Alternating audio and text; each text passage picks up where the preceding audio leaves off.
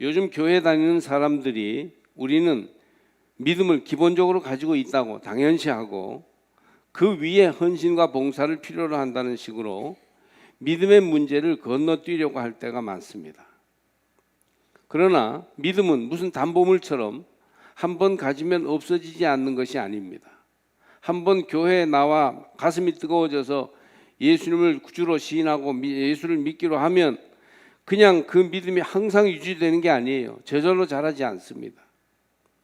마치 연인 사이의 사랑이나 많은 사람들과 맺고 살아가는 인간관계처럼 늘 새롭게 점검하고 확증해야 합니다. 이번 주에는 이번 주에 믿음이 필요하고 다음 주에는 다음 주에 믿음이 필요합니다. 사랑은 생물이다 하는 것처럼 믿음도 생물이어서 움직이는 것입니다. 오늘 여기에서 여러분은 믿음이 있습니까? 인자가 올 때에 믿음을 보겠느냐 하신 주의 말씀을 기억하십시오. 물론 하나님이 주신 믿음의 깨달음과 확신은 쉬이 없어지지 않지만 그러나 믿음의 응답, 믿음의 헌신, 믿음의 참여를 우리가 분명히 바르게 하고 있는가 하는 것은 매일 우리가 스스로에게 물어봐야 할 문제입니다. 오래 믿었다고 믿음이 있는 것이 아니에요. 그럴 것 같으면 모태신앙이 제일 믿음이 좋아야 할 텐데 그러지 못할 때가 많습니다. 중요한 직분을 맡았다고 믿음이 있는 것이 아닙니다.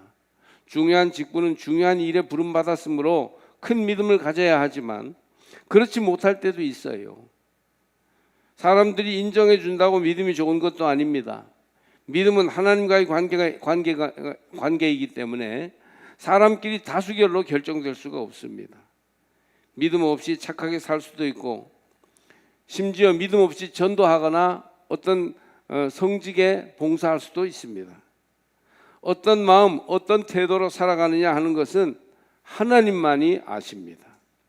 믿음은 우리 중심의 문제요, 생활 태도의 문제입니다. 따라서 사도의 서신에서 말씀하셨듯이 너희는 믿음 안에 있는가? 너희 자신을 시험하고 너희 자신을 확증하라. 그리스도께서 너희 안에 계신 줄을 너희가 스스로 알지 못하느냐? 그렇지 않으면 너희는 버림받은 자니라.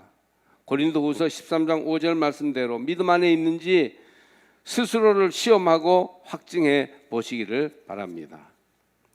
오늘 성경 말씀 본문의 상황은 세 부분으로 나누어 볼 수 있어요. 광풍이 내리쳐서 배에 물이 가득하여 위험한 상황이요, 실제 위기고 죽을지도 모르는 상황이죠.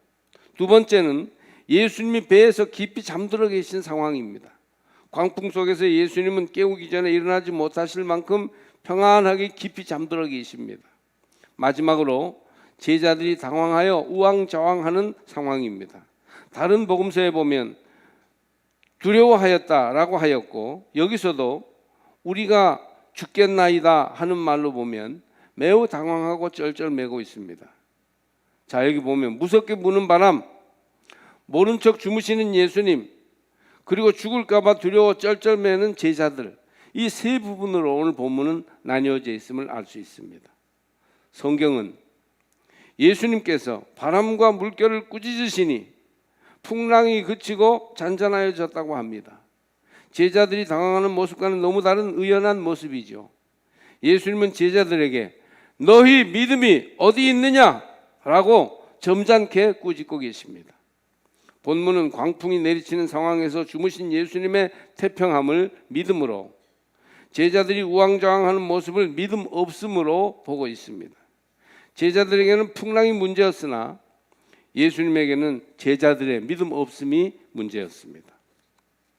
여러분, 예수 믿는 사람들에게도 인생의 풍랑이 닥쳐올 수 있습니다.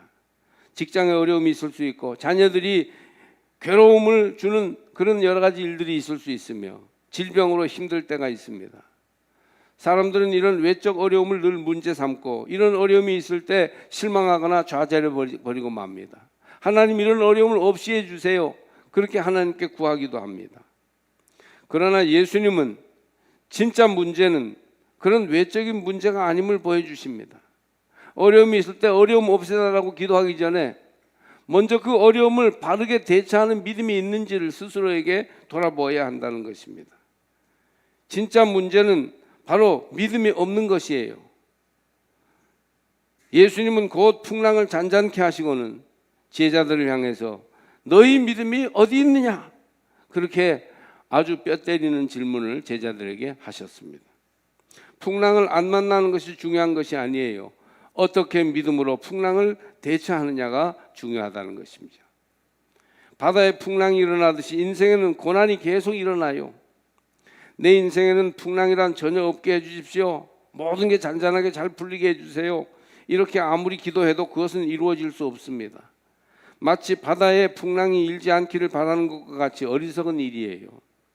그러므로 풍랑이 일어날 때 인생에는 풍랑이 있는데 그 풍랑을 이길 수 있게 해주십시오. 믿음을 가지고 그 풍랑을 대처하게 해주십시오. 이렇게 기도해야 합니다. 예수님이 당황하는 제자들을 향해 꾸짖으신 것은 그들이 풍랑에 대해서 두려워하여 믿음 없는 자로 행동했기 때문입니다. 환경이나 여건을 따라 흔들리는 것은 주님을 믿는 사람의 모습이 아니기 때문이죠. 제자들은 예수님을 깨우려고만 하였지 예수님을 믿지 않았습니다. 우리 배에 예수님이 타고 있다는 사실을 의지하려고 하지 않았어요. 다른 곳에서 예수님은 이런 제자들을 보시고 언제까지 내가 너희와 함께 하겠느냐 그렇게 탄식하셨습니다. 마가복음 9장 19절. 그래요. 언제까지 아기 걸음마 시키듯이 주님께서 일일이 사건마다 가르쳐 주시고 도와주시겠습니까? 이제 풍랑을 이기는 믿음으로 든든히 서야 합니다. 예수님이 내 인생배에 타고 있으니 나는 풍랑을 헤쳐나갈 거예요. 예수님 나와 함께 해주세요. 이렇게 담대히 서야 합니다. 풍랑은 일어나고 주님은 주무시는 것과 같이 앞뒤가 다 막막할 때, 도저히 인간적인 방법으로는 해결할 수 있는 길이 없을 때, 절망의 나락에 빠져버릴 때, 그때 믿음이 필요할 때임을 기억하십시오. 믿음이 있는 그런 가운데 풍랑을 이기고 그리고 믿음을 사용할 줄 아는 것이 믿는 자의 마땅한 도리입니다. 여러분, 풍랑이 일어날 때 여러분은 믿음을 사용하고 있습니까? 믿음은 무엇인가? 믿음은 예수님을 신뢰하는 것입니다. 할렐루야. 예수님과 철저한 신뢰의 관계를 바탕으로 하는 것이 믿음이에요. 예수님이 아닌 다른 것을 더욱 신뢰하거나 예수님을 주님으로 신뢰하지 않으면 믿음이 아니에요. 믿음의 대상이 분명해야 돼요. 예수님을 믿어야 돼요.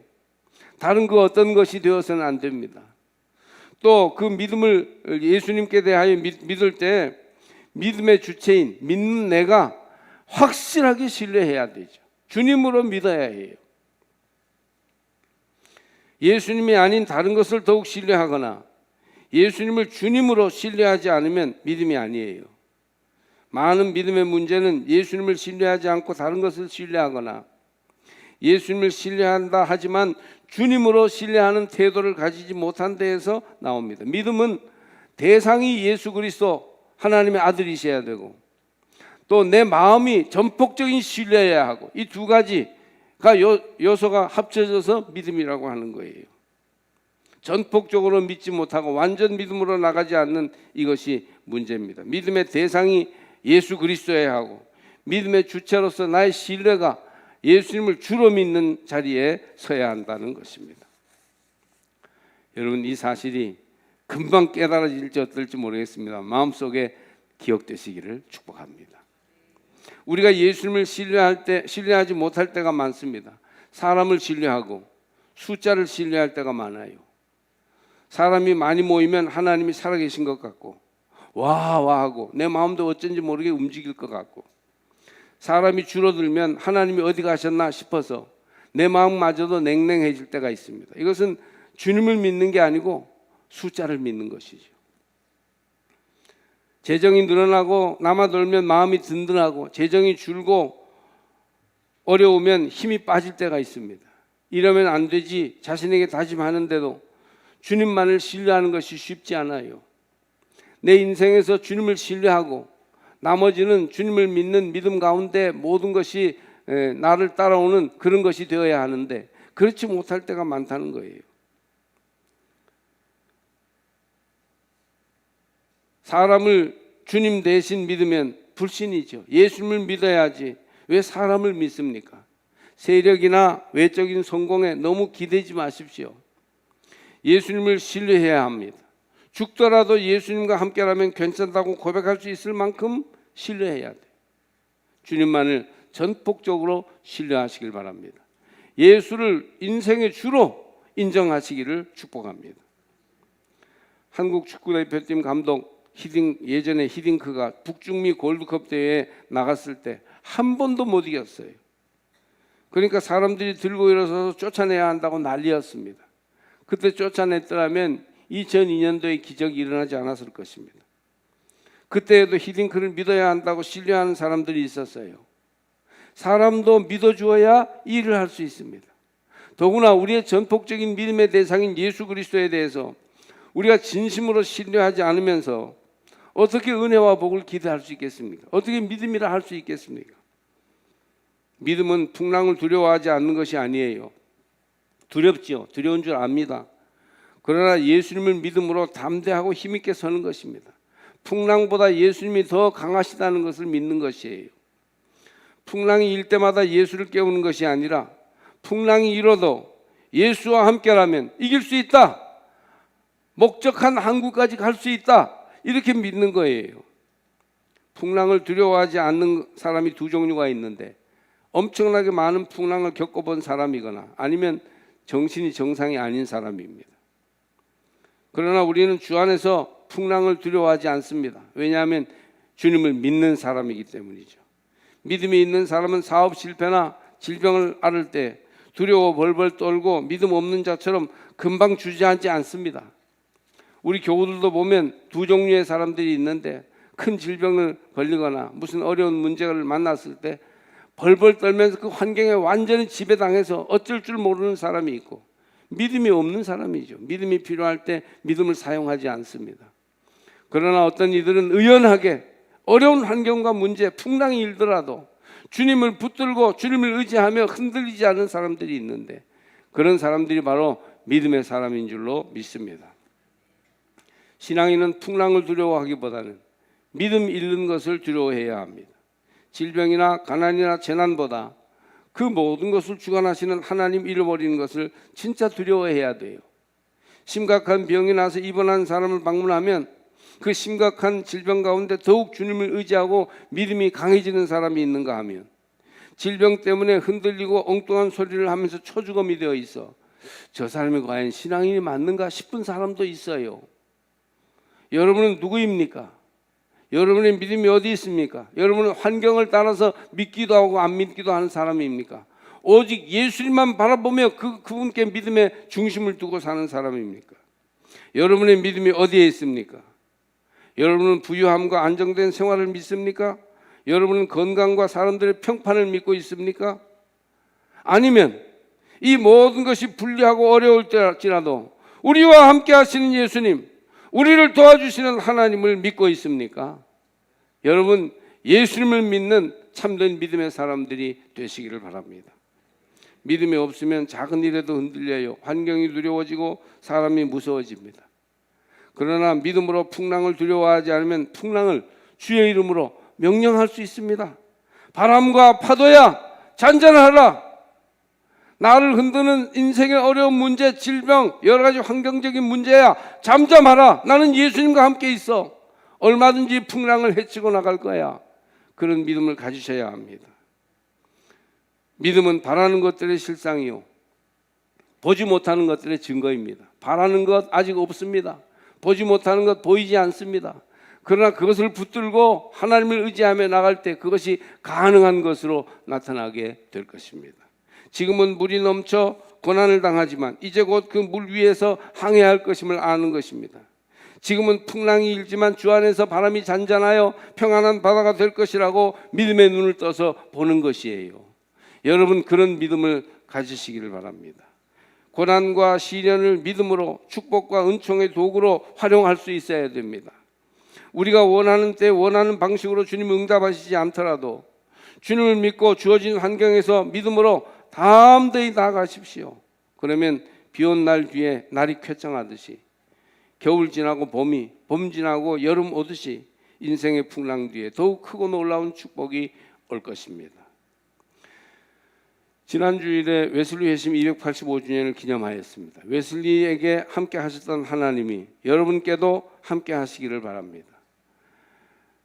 지금 세계 개신교 교단 중에 침례교회와 감리교회가 2대 교단입니다. 감리교회가 세계에 큰 영향을 미치는 교단입니다.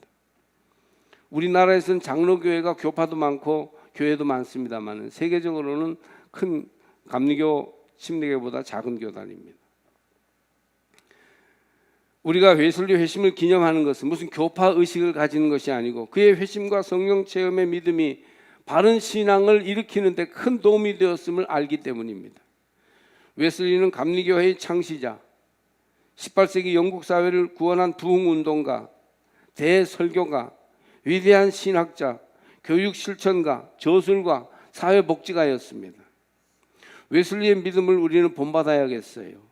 자기 믿음의 색깔을 분명히 가지고 서로 다름을 인정하면서 양보하고 협력하는 길이야말로 진정한 교회가 일치되는 길입니다. 웨슬리는 올더스게이트 거리에서 성령 체험을 하였습니다. 그날의 기록은 이렇게 돼 있어요. 나는 마음이 이상하게 뜨거워지는 것을 느꼈다. 나는 구원을 얻기 위해 오로지 그리스도만을 신뢰해야 한다고 느꼈다. 그리고 이와 같이 나의 죄를 그리스도께서 물리쳐 주시고 죄와 죽음과 율법에서 나를 건져주셨다는 확신을 얻었다. 그날의 일기 내용이에요. 그리고 이렇게 이어져 있습니다. 거기서 나는 처음으로 이제 내가 나의 마음속에 깨달은 것을 거기 있는 모든 사람들 앞에서 증거하게 되었다. 개인의 성령 체험을 한 것을 고백합니다. 이때부터 웨슬리는 구원의 확신을 얻고 하나님의 일을 본격적으로 하게 되었습니다. 문제는 믿음이에요. 이 제자들이 풍랑이 있는 바다에서 너희 믿음이 어디 있느냐고 주님이 강력하게 그들에게 물어보셨던 것처럼 지금 웨슬리도 그의 인디안 사역을 하고서 돌아오는 길에 깊은 회의에 빠져서 성령께서 그의 마음속에 너 믿음이 어디 있느냐고 묻는 것을 받아서 그 후에 5월 24일 저녁에 성령님을 만났던 것입니다. 믿음을 바로 가지려면 개인의 영적 체험이 필요합니다. 교회는 예수의 제자 공동체에서 출발했어요. 그러나 교회가 그 힘과 자세를 갖추고 재구시를 하기 시작한 것은 아무래도 오순절 마가의 다락방이에요. 베드로의 성령 체험, 제자 모임의 변화가 예루살렘 교회를 세우는 능력이 되었습니다. 할렐루야. 바울의 다메섹 도상의 신비 체험, 곧 성령 체험이 이방인의 사도로 출발한 계기가 됩니다. 웨슬리는 올더스게이트 집회에서의 성령 체험이 감리교회의 탄생을 이루었고 오늘날 우리 믿음의 근간이 된 것이에요. 그러므로 여러분 주님만을 신뢰하되 성령 체험 안에서 주님을 만나시기를 바랍니다. 오늘날 성도들의 믿음이 약해지고 전도의 열정이 식어가고 있습니다. 그리스도 교회의 요즘 제일 큰 장애는 세속적인 휴머니즘이에요. 신앙은 휴머니즘을 포함합니다. 깊은 인간 이해의 바탕을 두고 인간의 삶을 개선하려는 게 신앙의 목표이기도 해요. 그러나 세속적인 휴머니즘을 신앙으로 대체하려고 할 때 교회는 큰 위기를 만납니다. 영적 체험이 필요 없고 상식만 가지면 신앙이 된다는 생각은 큰 착각이에요. 상식을 가지지 말라는 게 아니고 상식을 넘어서는 그곳에 우리가 인간 만세를 외치다가 하나님 앞에 항복하고 돌아오는 그곳에 바로 진짜 믿음이 있다는 얘기죠. 성령 체험이 있어야 하나님의 성품을 품은 진짜 믿음의 사람이 될 수 있습니다. 성령 체험을 사모하십시오. 참 믿음 가지기를 마음에 결단하시고 사모하셔야 합니다. 하나님은 영적으로 변화된 사람을 들어 써주십니다. 삶의 현장에서 그리스도인으로 바르게 살 사람은 반드시 성령의 뜨거운 체험을 갖기 위해서 영적 생활에 매진해야 합니다. 하나님은 이 시대에 믿음을 가진 사람을 찾으십니다. 마음속에 예수님을 모시고 영적인 체험을 통해 진짜 믿음을 가진 사람이 되어 있는가? 그것을 돌아보셔야 해요. 이 시대에 하나님께서 개인의 영적 체험을 통하여 뜨겁고 진실한 믿음을 가진 사람을 찾으십니다. 이런 개인적인 믿음이 분명한 상태에서 교회 생활을 하고 개인적인 성령 체험이 확고한 상태에서 주님을 섬기는 일을 한다면 큰 역사가 일어날 거예요. 웨슬리의 경우에 성령 체험은 일회적인 것이 아니었어요. 성령 체험은 거듭거듭 일어납니다. 그래서 예전에 몇십 년 전에 성령 체험한 것으로 머물러 있으면서 나는 지금은 주님과의 역동적인 관계가 없다 이렇게 되면 안 되고, 지금도 성령 체험이 새롭게 일어나야 합니다. 웨슬리는 1738년에 올더스게이트에서 마음이 이상하게 뜨거워지는 경험을 한 뒤에 1739년 1월 1일 동생 찰스와 동지 휘필드를 비롯한 60여 명이 함께 런던의 페터레인 집회소에 철야기도회에 기도하던 중에 새벽 3시에 통성기도를 드리다가 하나님의 능력이 임하여서 여러 사람이 압도적인 성령의 체험을 하고 바닥에 쓰러지는 경험을 합니다. 이렇게 성령 체험이 거듭거듭 일어나면서 더 강한 믿음의 사람들이 될 수 있었던 거예요. 성령 체험은 반드시 교회 공동체 안에서 이루어졌습니다. 교회의 성도들 간의 교제 안에서 성령 체험이 이루어져야 합니다. 혼자만의 체험은 신비주의나 이단으로 휩쓸릴 가능성이 많습니다. 그러니 여러분, 예수 그리스도에 대한 온전한 신뢰의 참 믿음을 가지고 성령 체험하여 그 믿음을 확증하시기를 주의 이름으로 축복합니다. 참 믿음이 있으면 어떻게 되냐? 참 믿음이 있으면 기쁨이 있습니다. 여러분, 인생이 기뻐져요. 샘솟는 기쁨이 생겨납니다. 여러분에게 믿음이 주는 기쁨이 있습니까? 샘솟는 기쁨, 충만한 기쁨이 있어요. 지난 주간에 코트디부아르에서 선교하는 친구 목사 부부가 삼척에 들렀어요. 우리 집에 오면 제일 마음이 편하다고. 신학교 때부터 친구였으니까 40년이 더 됐습니다. 첫 목회가 이웃교회였어요. 시골에, 원주 시골에. 그래서 제가 바빠서 일정이 잘 안 맞는다고 지금 우리 국내 성지순례 뭐 하느라고 정신없다고 그러는데도 그냥 막 밀고 들어와서 무리하게 왔어요.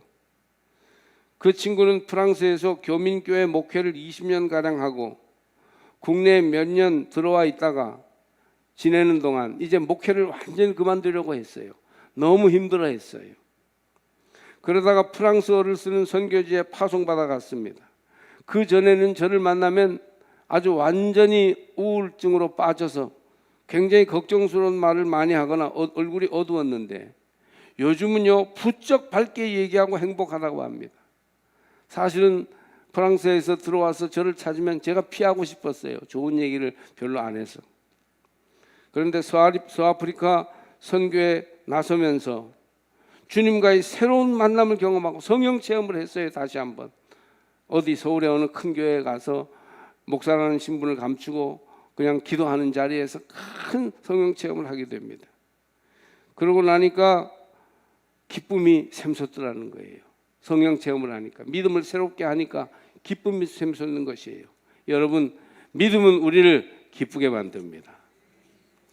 또 참 믿음이 있으면 어떻게 되느냐? 형통해요. 일이 잘 풀려요. 여러분, 참 믿음이 있으면 정말 일이 잘 풀려요. 그러니까 우리는 믿음을 먼저 가져야 합니다. 제자들도 믿음으로 명하니 어떻게 됐어요? 풍랑이 잔잔케 되었습니다. 그 풍랑이 있는 바다가 더 이상 문제가 없어졌어요. 성공을 뭐라 할지 모르지만 삶이 잘 풀려 넉넉하고 풍성해지는 것을 성공이라고 할 수 있지 않겠습니까? 참 믿음으로 살면 그런 삶을 하나님이 주십니다. 미국의 록펠러, 카네기 하면 최고의 부자 가문입니다. 재벌 1, 2위라고 할 수 있겠습니다. 두 사람 다 이민 온 가난한 가정에서 자라났고 유대인의 피가 섞여 있는 사람들이에요. 입지전적인 인물들이죠. 그들의 종교는 기독교지만 그 피는 유대인의 피가 섞여 있습니다. 어렸을 때부터 철저한 믿음으로 산 사람이죠. 그 한 증거가 11조 생활이에요. 수입이 적을 때는요 11조 하는 게 어렵지 않습니다. 그러나 수입이 많아져서 엄청난 수입이 생기면 11조 하기가 쉽지 않습니다. 그들은 믿음으로 철저한 11조를 하나님께 드렸어요. 철저히 믿음으로 주님만 의지했어요. 그 결과는 형통하고 풍성한 삶이었습니다. 참 믿음이 있으면 또한 사랑이 일어나게 됩니다. 믿음과 사랑은 동전의 양면과도 같아요. 같이 따라갑니다. 믿음이 없으면 사랑이 없고 믿음이 있으면 사랑이 있어 행복해집니다. 좀 전에 말했던 선교사 부부는 하나님께 믿음으로 응답하며 선교지로 떠나기 전에는 부부 사이에 갈등이 많았어요. 자녀들이 염려할 정도였습니다. 극단적인 결과를 얘기하기까지 하였습니다. 그러나 지금은 사랑이 넘치는 행복한 부부가 되었습니다. 딴 사람인가요? 그 사람이에요. 그러나 믿음으로 온전히 서게 될 때 하나님이 사랑을 그 가정에 허락해 주셨어요. 하나님만 의지하니 서로 존경하고 사랑하게 되고 선교지의 생활은 여전히 넉넉하지 못하고 힘들지만 지금까지 생애의 모든 날 중에서 가장 행복하다고 하는 말을 듣고 제가 아주 감탄을 했습니다. 이번에 왔는데 자신들은 선교지에서 일생을 다하기로 하고 거기에 묻히려고 묘지까지 봐뒀다고 하였습니다. 믿음이 있는 곳에 사람과의 만남이 평안하고 오해가 없으며 사랑이 샘솟습니다. 그리고 참 믿음이 있으면 어린이나 성인이나 노인이나 행복이 넘쳐나게 됩니다. 믿음은 기쁨을 가져옵니다. 믿음은 형통함을 우리에게 줍니다. 믿음은 사랑으로 우리의 삶을 행복하게 만들어줍니다. 하나님은 지금도 우리의 삶에서 믿음을 찾으십니다. 가정에서, 교회에서, 직장에서 너희에게 믿음이 있느냐? 너희 믿음이 지금 어디 있느냐? 묻고 계십니다. 너희 자신에게 믿음이 있는가? 너희 자신을 시험하고 너희 자신을 확증하라. 그런 말씀으로 우리를 깨우쳐 주십니다. 믿음이 없어도 교회 다닐 수 있어요. 믿음이 없어도 기도하고 예배 드릴 수 있고 믿음 없이 봉사하고 전도까지 할 수 있습니다. 그러나 믿음 없이는 구원받아 새 사람 될 수 없고 참된 성도는 믿음 없이 복되게 살 수 없습니다. 기쁨이 우러나오지 않아요.